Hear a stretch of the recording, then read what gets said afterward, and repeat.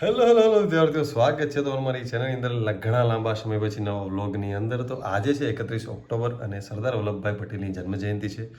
તો રાષ્ટ્રીય એકતા દિવસ નિમિત્તે આજે કલેક્ટર ઓફિસ દ્વારા રન ફોર યુનિટીનું આયોજન કરવામાં આવ્યું છે. તો ત્યાં અત્યારે દરેક સ્ટાફને ત્યાં જવાનું છે. તો અત્યારે વાગી ગયા 7:30 અને 8 વાગે અહીંયા આપણે રન ફોર યુનિટી ચાલુ થવાનું છે. તો મારે અહીંથી 15 મિનિટનો રસ્તો છે, તો ત્યાં હું જઈશ. અને પછી આજ આખો દિવસ આમ તો રજા છે, એટલા માટે આજનો દિવસમાં આપણે બધા ટાર્ગેટ્સ પૂરા કરશું. આજનું થોડુંક કામ પેન્ડિંગ છે, કામ પતાવશું. તો વ્લોગમાં જોડાયેલા રહો.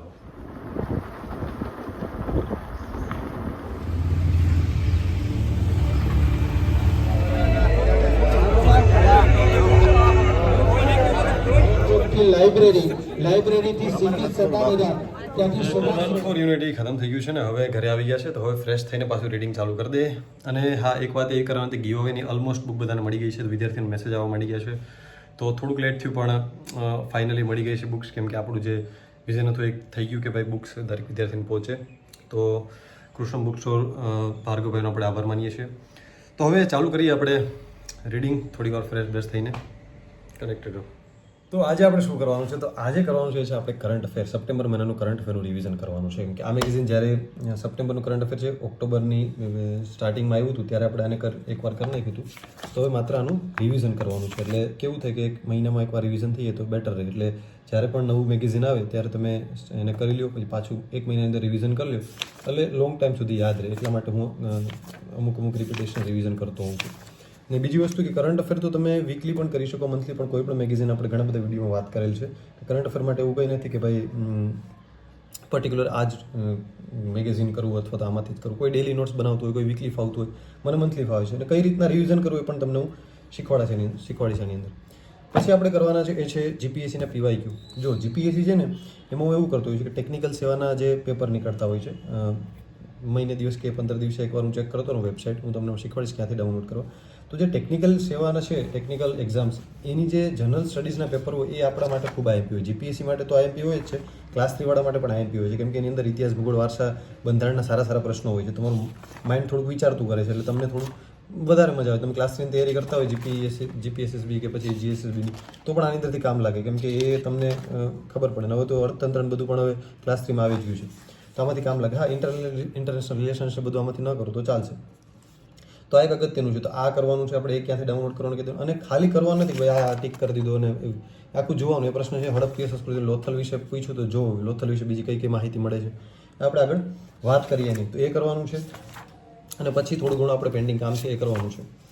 તો આ આપણે કોઈ પ્રિન્ટ તમારે કાઢવાની કોઈ જરૂર નથી. ડિજિટલ માધ્યમ મોબાઈલમાં પણ આ પ્રોવિઝનલ આન્સર કી જોઈ શકો છો. આની તો ફાઇનલ આન્સર કી આવી ગઈ છે, આની ટીક હમણાં કરી દઈશ. પણ તમારે આની પ્રિન્ટ કાઢવાનો કોઈ ખર્ચો કરવાની જરૂર નથી. મારે તો એટલા માટે કે તમને હું વ્લોગ બનાવતો હોય, તમને સમજાવવા માટે એને માટે પ્રિન્ટ કઢાવતો હોઉં. મારું ટેબ્લેટ અત્યારે છે એ સર્વિસમાં ગયું છે, એટલે બાકી હું પણ ટેબ્લેટમાં ડિજિટલ સ્વરૂપે જ તૈયારી કરતો હોઉં છું. એટલે કોઈ એવું બધું પ્રિન્ટ કાઢવાની જરૂર તમે ફોનમાં પણ કરી શકો. એટલે ખોટું પૈસા બગાડવાની જરૂર નથી. આને ક્યાંથી ડાઉનલોડ કરવી આપણે હમણાં જોઈએ. તો તમારે ગૂગલમાં જીપીએસસીની વેબસાઇટ ખોલવાની છે. વેબસાઇટ ખોલશો ને એટલે ત્યાં આપણે અહીંયા answer key with question paper ત્યાં ક્લિક કરવાનું છે. આપણે આ રીતના ડાઉનલોડ કરી લેવાનું. કેમ કે આપણે આઈડિયા ન હોય કે ક્યારે કઈ એક્ઝામ, જેમ કે જો provisional answer key concern subject, તો એ આપણું નથી. જનરલ સ્ટડી લખેલા છે, એટલે જો આની ફાઇનલ આન્સર કી આવી ગઈ જનરલ સ્ટડીઝ વાળાની, તો એનું કંઈક પ્રિલિમનું પેપર લેવાનું. એક સાઈડ પ્રોવિઝનલ છે, એક સાઈડ ફાઇનલ છે. તો final answer key direct click ના કરતા, કેમ કે એમાં તો આપણે કંઈ પેપર આપેલ ન હોય, પેપર પ્રોવિઝનલની અંદર હોય. તો આની તો આ ખાલી ટિક કરવા મળે. તો પછી જોઈ લેવાનું કે એની પ્રોવિઝનલ ક્યારે લેવાની હતી. તો પછી એની પ્રોવિઝનલ આન્સર કી હોય. આ તો બીજી પ્રિલિમની છે, પણ આઈડિયા આવે. તો આ રીતના આ બધા ક્વેશ્ચન્સ કરી લેવાના. અને આની અંદરથી ટિક માર્ક કઈ રીતના હટાવવું એ મેં તમને એક વિડીયોમાં કીધું હતું કે ચેટ જીપીટી કરી લેશો જતી રહેશે. તો પછી આ બધા પ્રશ્નો તમારે કરી લેવાના. સારા જેમ કે જો હડપ્પા અને મૌર્ય શાસન છે, તો આ બધું ક્લાસ 3માં પણ કામ લાગે. એટલે આ એક અહીંયાથી હું કરતો રહેતો હોઉં છું. આ તમે ડિજિટલ સ્વરૂપે જ કરી શકો છો, એમાં કોઈ પ્રિન્ટ કાઢવાની જરૂર છે નહીં. તો આપણે હવે એ પેપર કરશું અને પછી મહિને દિવસે ચેક કરતું રહેવાનું ક્યાં પેપર લેવાનું. કેમ કે આપણે બધું યાદ ન હોય કે ક્યારે કઈ ટેકનિકલ સેવાનું પેપર છે, શું છે. તો એના કરતાં જ્યારે ચેક કરો ત્યારે પ્રોવિઝનલ આન્સર કે આવી હોય તો ઠીક, 15 દિવસે કે મહિને દિવસે એકવાર ચેક કરતું રહેવાનું. કોઈ નહીં છે ઓકે, તો આઈડિયા આવે તમને. એટલે ક્યાંયથી પછી બહુ પીવાયક્યુ બહુ કરવા પડે નહીં. અત્યાર સુધીના પીવાયક્યુ માટે કોઈ બુક એક લઈ લો તો ચાલે, પણ હવે જેમ પીવાયક્યુ આવતા જાય એમ કરતું રહો તો વધારે સારું.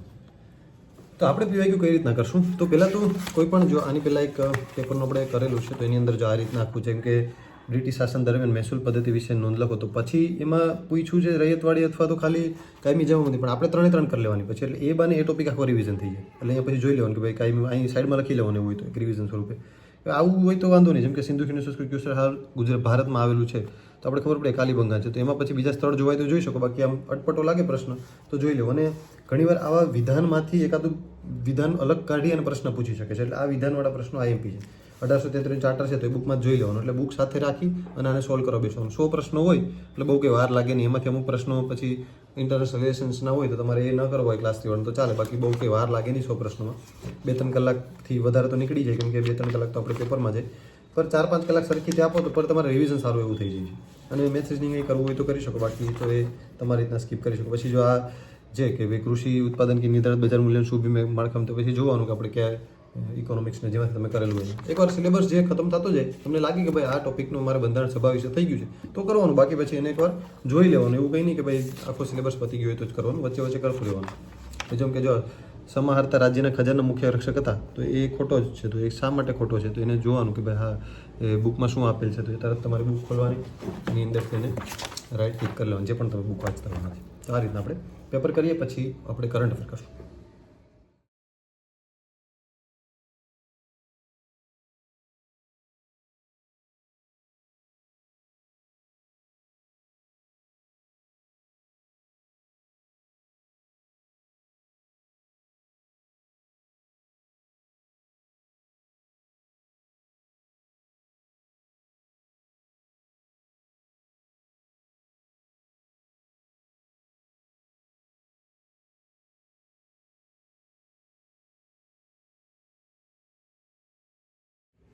તો 1 વાગી ગયો છે, બપોરે જમી અને પછી પાછા થોડી વાર આરામ કરી અને શરૂઆત કરી દઈશું.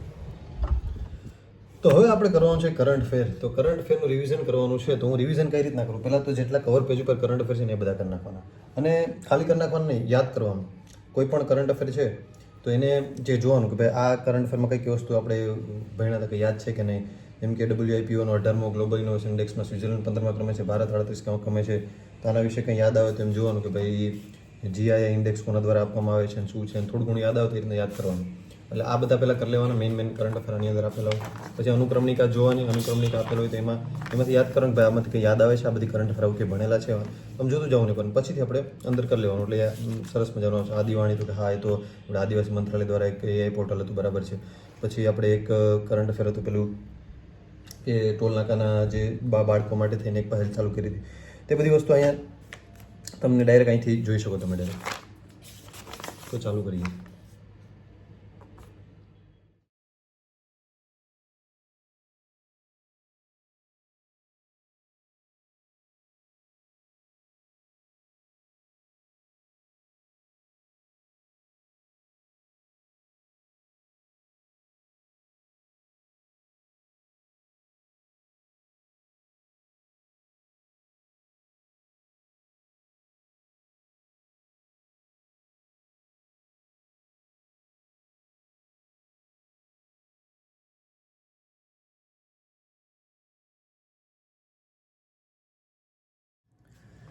જો આપણી એપ્લિકેશન કોઈ ડાઉનલોડ ના કરી હોય તો આપણી એપ્લિકેશન લિંક ડિસ્ક્રિપ્શનમાં છે, ત્યાંથી ડાઉનલોડ કરી લેજો. અલગ અલગ પ્રકારના મેન્ટરશિપ પ્રોગ્રામ, ટેસ્ટ સિરીઝ બધું તમને ત્યાં મળી રહેશે, અને ફ્યુચરમાં પણ અલગ અલગ એક્ઝામની મેન્ટરશિપ પ્રોગ્રામ, ટેસ્ટ સિરીઝ બધું આવશે. અને બીજી વસ્તુ કે આપણી ટેલિગ્રામ ચેનલ જોઈન કરી લેજો, બધી અપડેટ્સ આવતી રહેશે આપણી. તો હવેથી રેગ્યુલર વ્લોગ્સ આવતા રહેશે. દિવાળીનું વેકેશન થોડુંક હતું એટલે ગામડે જવાનું હોય છે, એટલે થોડુંક કન્સિસ્ટન્સી જળવાઈ ના રહી, તો હવે રેગ્યુલર આપણે વ્લોગ લાવતા રહીશું. એની અંદર તમને હું વિવિધ પ્રકારની માહિતી આપતો રહીશ. ત્યાં સુધી બધાને ઓલ ધ બેસ્ટ અને ટાટા સી યુ.